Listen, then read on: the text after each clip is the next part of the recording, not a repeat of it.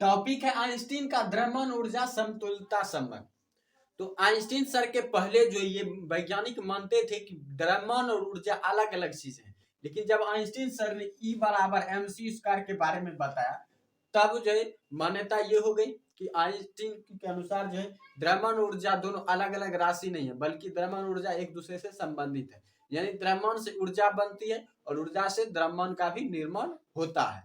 तो इस तरह से ये फार्मूला, और ये फार्मूला बहुत ही खतरनाक है, दिखने में बहुत छोटा है लेकिन ये है खतरनाक। इसी के आधार पर परमाणु बम का आविष्कार हुआ है। भाई अमेरिका जैसे देश, रूस जैसे देश आज सुपर पावर कहलाते हैं इसी सूत्र के बदौलत। इसलिए जो यही सूत्र के आधार पर जो है आज दुनिया में जो है कि पूरी इस धरती को जो है 1000 बार जो है तबाह किया जा सकता है।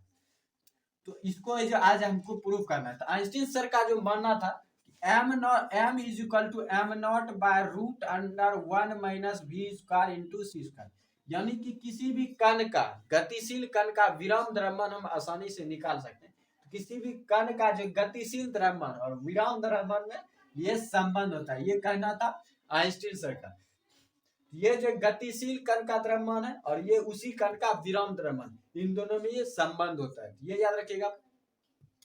उसके बाद जो है यहाँ पर देखना ये कि जो कोई भी कण जो है, आइंस्टीन सर ने दूसरी जो चीज बताई थी कि वो किसी भी कण की जो गतिज ऊर्जा होती है, किसी भी कण की गतिज ऊर्जा जो होती है वो विराम द्रव्यमान, जो गतिशील कण का द्रव्यमान और विराम द्रव्यमान में अंतर के जो c² के गुणनफल के बराबर होता है।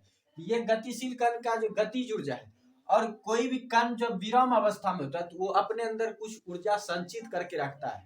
तो जो इसकी जो संचित ऊर्जा है, यानी संचित ऊर्जा जो है वो विराम द्रव्यमान ऊर्जा के बराबर होगा। तो संचित ऊर्जा इक्वल टू हो जाएगा m0 c²। अब इसी कण का अगर कुल ऊर्जा पूछा जाएगा, कुल ऊर्जा अगर पूछा जाएगा तो ये दोनों प्लस कर देंगे, तो E के प्लस ये m0 c²।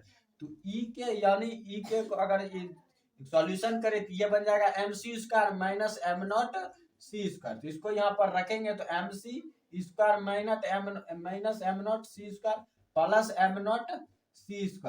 अब ये कैंसिल हो जाएगा, ये कैंसिल हो जाएगा और हमारे पास बचेगा mc²। यानी किसी भी कण का जो द्रव्यमान ऊर्जा संबंध इस तरह से होता है, E बराबर mc²। तो कुल ऊर्जा हो जाएगा mc²।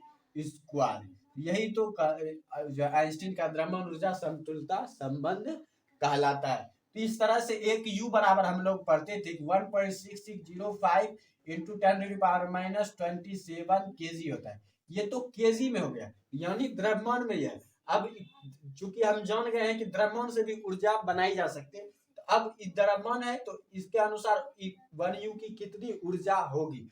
तो E बराबर mc² पे बैठा सकते हैं। m हमें पता चल गया है, c इक्वल होता है 3 इंटू 10⁸8 मीटर पर सेकंड। अब c भी हमें पता है, तो 1U को जब सॉल्यूशन करेंगे mc² के अनुसार, तो m और ये इसको स्क्वायर में हम गुना कर देंगे, हमारे पास जो सॉल्यूशन आता है 1.49 इंटू 10⁻⁻10 जूल।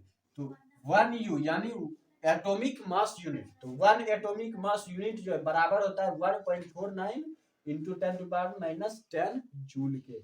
ये जो आइंस्टीन का द्रव्यमान ऊर्जा संबंध कहलाता है, और ये आप आसानी से 1U बराबर इतना जूल याद रख सकते हैं।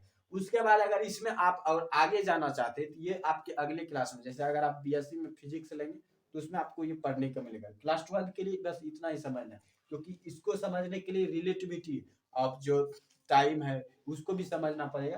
तो आइंस्टीन का जो द्रव्यमान ऊर्जा संबंध है ये बहुत बड़ा है, क्योंकि जो आइंस्टीन सर ने रिलेटिविटी ऑफ जो टाइम का भी फार्मूला दिया था, और जब उसी के आधार पर जो है उन्होंने कहा था कि प्रकाश जो है सिर्फ सीधी रेखा में गमन ही नहीं करती, बल्कि प्रकाश वक्र रेखा में भी गमन करती है, प्रकाश वक्र रेखा में भी गमन करती है।